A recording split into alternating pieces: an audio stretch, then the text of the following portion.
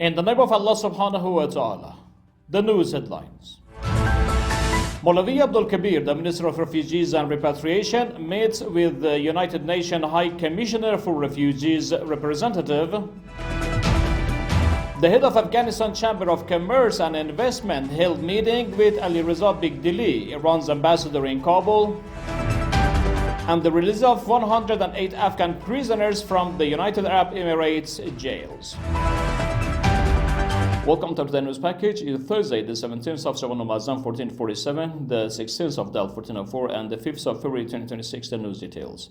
Maulvi Abdul Kabir, the Minister of Refugees and Repatriation, in a meeting with Arafat Jamal, the representative of the United Nations High Commissioner for Refugees, UNHCR, it stated that the process of distributing food and cash assistance by the Islamic Emirate for the returnees is ongoing.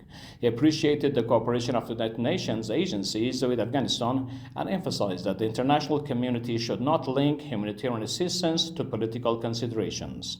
Meanwhile, Arafat Jamal announced that hundreds of emergency aid tents will soon be transferred to affected areas of Kunar province. Ali Reza Bigdili, Iran's ambassadors in Kabul, met with Sayyid Karim Hashemi, the head of Afghanistan Chamber of Commerce and Investment.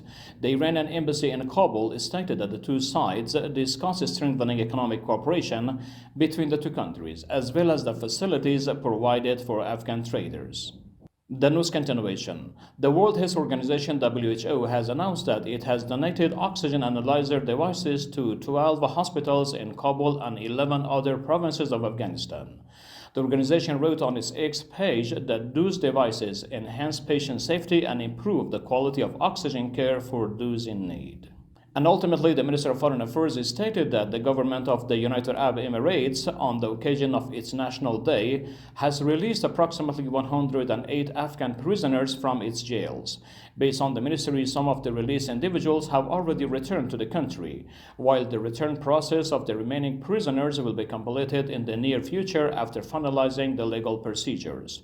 The ministry expressed its appreciation to United Arab Emirates government for the humanitarian gesture and assured that it will continue its efforts to follow up the cases of Afghan prisoners abroad. We have reached to the end of our news program. For further informative materials from Urooj Research and Publication Administration, you could track us on social media and platforms.